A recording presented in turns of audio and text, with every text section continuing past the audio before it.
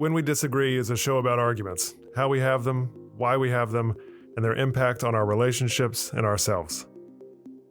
What does a persuasive message sound like? In other words, if you really wanted to be convincing, how should you use your voice to maximum effect? Should you speak softly or loudly, slowly or quickly, with a high or a deep voice, with no ums at all, or with some ums and likes and you knows and pauses scattered throughout? In much of the literature on vocal impact on audiences' perceptions of trust and affinity, one vocal quality stands out as effective: variability. Think about how you sound when you're enjoying a conversation with a close friend. Your tone goes up and down, your volume changes, your speed goes up and down, and you use your voice naturally to highlight, embolden, even to underline key phrases. You draw attention with your voice. You're likely far from monotone, and you signal your pleasure about enjoying this conversation you're in, as well as your comfort and confidence with how your voice sounds, not necessarily the exact words you're saying.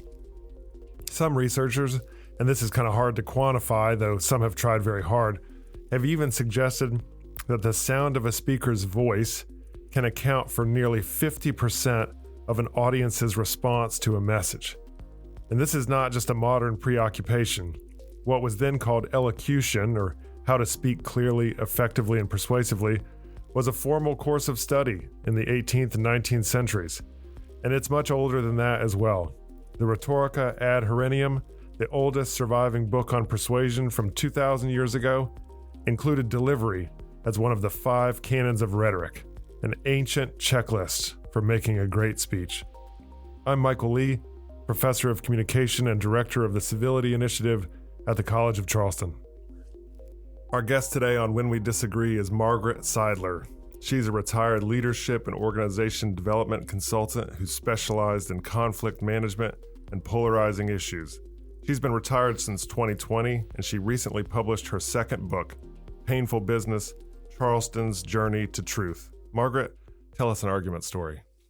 Well, first off, Mike, thank you so much for having me today. And it's so exciting that you're heading the Civility Initiative at the College of Charleston, because my story actually has a deep ancestral connection to the college. The topic of the disagreement is about historical research that I did around my family here. And so what I've done is I found myself square in the middle of a conflict that I never imagined that I would ever be a part of. So the disagreement for me is about how people respond differently to hard truths and the conflict that it creates within me. And I really am not sure, since this is so personal, how to handle it. So I'm hoping maybe you'll have some insight for me today. We'll get this solved very quickly for you, I'm sure. Well, thank you. Yeah, no worries.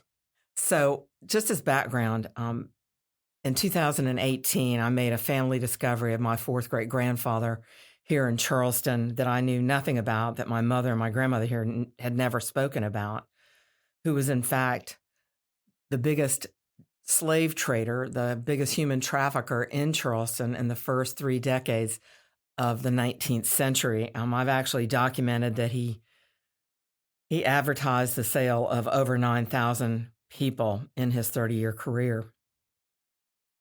And so this truth about my family, because I thought my family was working class, I had no imagination that they were wealthy brokers on Charleston's historic business district on Broad Street. And so what it did is I went through the information, and as I did, it actually created a newfound empathy in me and really drove an openness about things that I'd never even considered in my hometown, because I always believed that my family was exempt from this stain of slavery. So as I was telling my friends about my discoveries and the newspaper ads that I was finding online, I got some really different responses. Yeah. I was finding new cousins that are predominantly white, that are of European descent. I was also finding descendants that are here today from other very large slave trading firms that took over after William Payne died in 1833. So what I did initially is I worked on a marker at 34 Broad Street to talk about the fact that people were being sold in those buildings. We were never told that as Charlestonians. It really wasn't very much discussed. So in my research, one of the things that I found, and we had a graduate student here at the College of Charleston who was then in public history. She's now working on her doctorate. She found the ad in the newspaper for the largest advertised slave auction in the domestic. And by that, I mean, these are not people coming over on ships. These are people and families living here in the urban area of Charleston, living all around South Carolina, also many living on plantations. And this was the firm of Jervey, Waring, and White. And so I decided that if it was important to bridge the racial divide, to make a more complete truth in search of people of African descent here, knowing that white people can own their families' actions and that it does have that impact of bringing people together, I decided to do genealogy on the descendants of Jervey, Waring, and White. So I found that Alonzo James White was actually a member of the College of Charleston's Board of Trustees and a prominent member. And I also found that he was the biggest slave trader in Charleston upon William Payne's death in 1833. And so as I went to descendants of Alonzo White, many of these people are people that my family has known for my whole life, or people that I've known who they are. And I looked them up and I contacted them and I told them about, or asked them first, I asked them, did they know about Alonzo James White? And they said, no, I don't think I've ever heard that name. And I said, well, he was the father of Martha Alston Buste. And they said, oh, we didn't know that her name was ever White. So these are people that really stand firmly on our history here, our family genealogy, and they're always sharing what their families have done for the Charleston community, the positive things that they've done.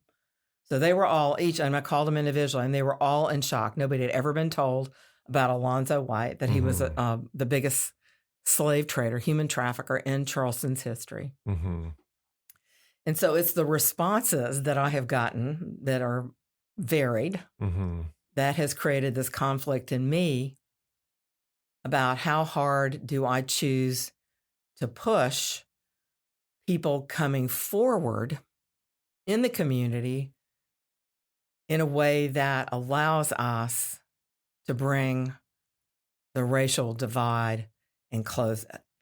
Just to make sure I understand the lineage, you discover that William Payne has enslaved and sold 9,000 human beings in the first several decades of the 19th century. Is that right? And he would have been a grandfather to you, many times over fourth great grandfather.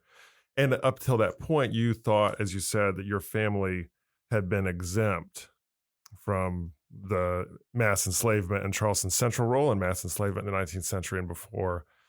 What was that like for you to make that discovery? And then second, why did you believe that your family was exempt from mass enslavement? Well, let me answer the second question first. Sure. Being from Charleston's east side, not in the beautiful historic district, we always were told that we were from Germans that had come here in the 1850s, and that my grandfather had a third grade education. He was a bricklayer. So although I went to school with a lot of the kids from the historic area, we didn't have any of those names that visitors might see when they come to Charleston, like Pinckney or Middleton and that sort of thing. So I just had no belief that we were in it because we didn't have the money. I mean, my mother's family we didn't really talk about that side of the family much. So when I found out, which was through an archive at the College of Charleston's, South Carolina Historical Society's archive at the College of Charleston's library, I got down on my knees and just wept. How did you feel in that moment? I mean, obviously, stigma, the shame, the power to know this person's kind of central role in this. But for you and your story of yourself, your story of your family, the kind of sense that you've made of who you are and where you've come from, what was that moment like? It hurt so deep that I screamed from my toes. Mm, And given that the Mother Emanuel AME Church massacre had happened just 3 years before this discovery, where a young white supremacist had gone in and murdered 9 parishioners while they were praying in Bible study, that had really impacted me and impacted my husband Bob. And we'd done a lot in the community. And so we were attending a predominantly African American church when I found this out. So I don't know that I've ever had such a deep pain, and I don't mean to have a pun using the word pain. Is it fair to say that you had a kind of powerful reckoning with a past that you didn't know you came from? And then you, like others who were in similar positions, whether through ignorance of their own past or that they've willfully turned a blind eye to their own past, you'd like for others to have that same kind of a reckoning. I would, because I see yes, you're absolutely on track. I Okay. think that the reckoning is the secret sauce Okay. to building bridges across differences about. Let's stay there for a second. Say more about that. What is the kind of chain of causality you're stretching out there, that the reckoning is the way that bridges are built across lines of difference, racially and otherwise? Well, if I can reckon with, and through a newfound empathy, try and step into the shoes of someone who's had a very different life experience from me as a Charlestonian, Mm-hmm. simply because of the color of their skin and everything that impacts, whether it's education, healthcare, opportunities in the private sector, you name it, education, I mean, just everything. Mm-hmm.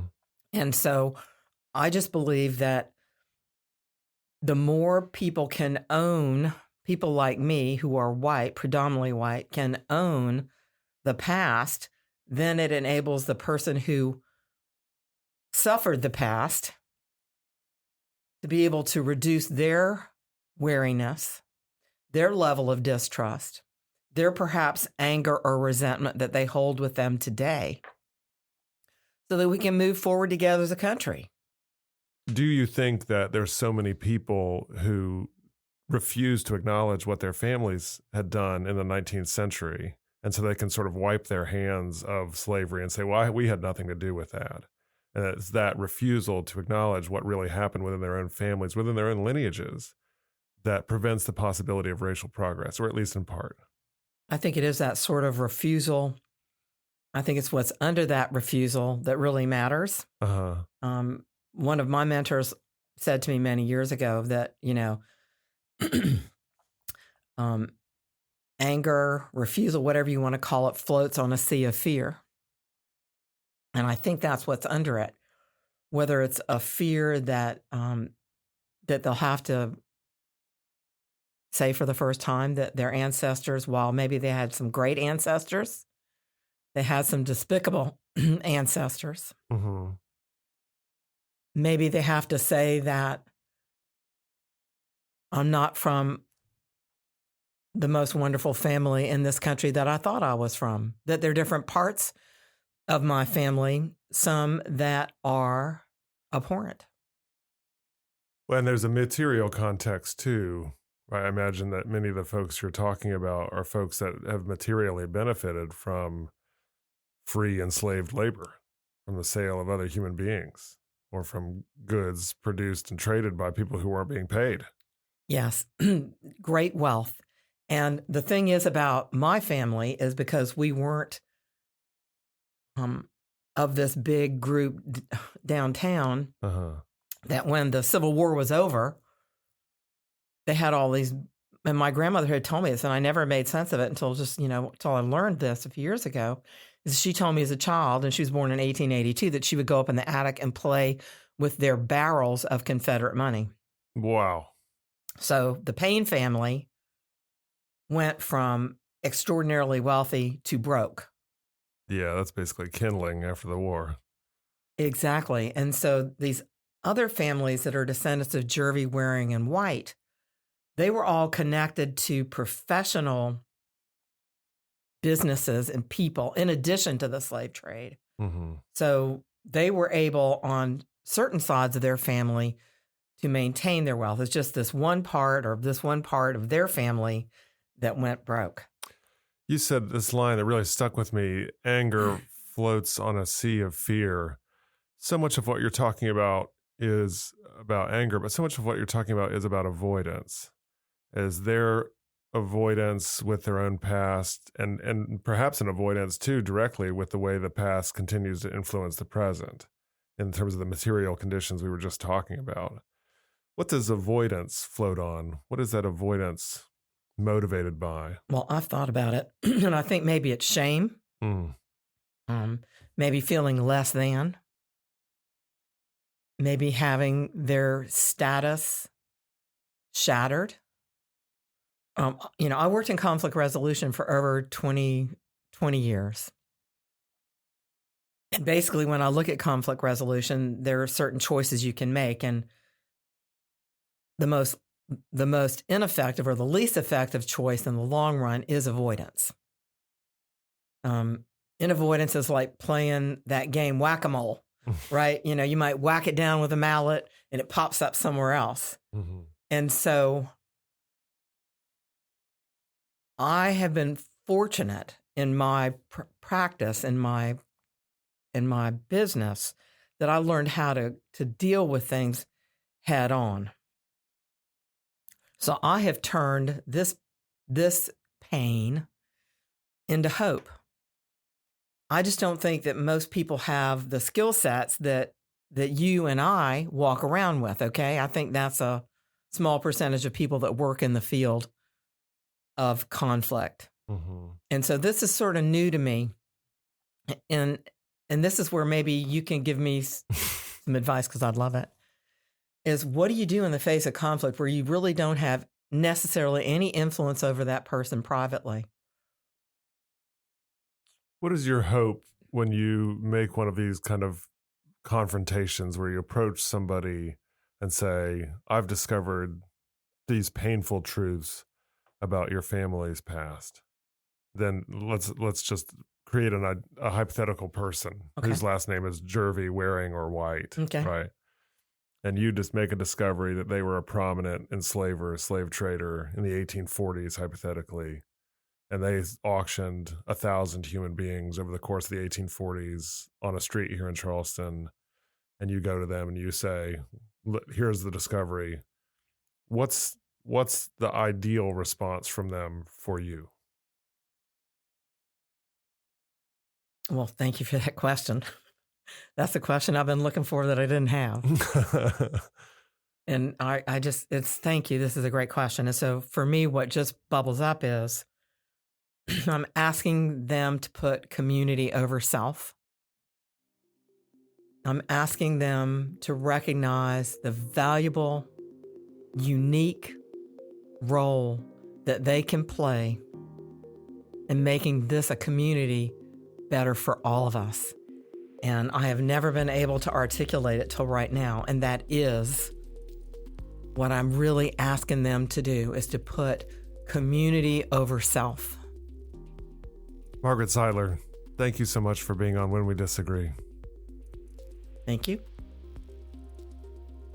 When We Disagree is recorded at the College of Charleston with creator and host Michael Lee. Recording and sound engineering by Jesse Kunz and Lance Laidlaw. Reach out to us at whenwedisagree@gmail.com.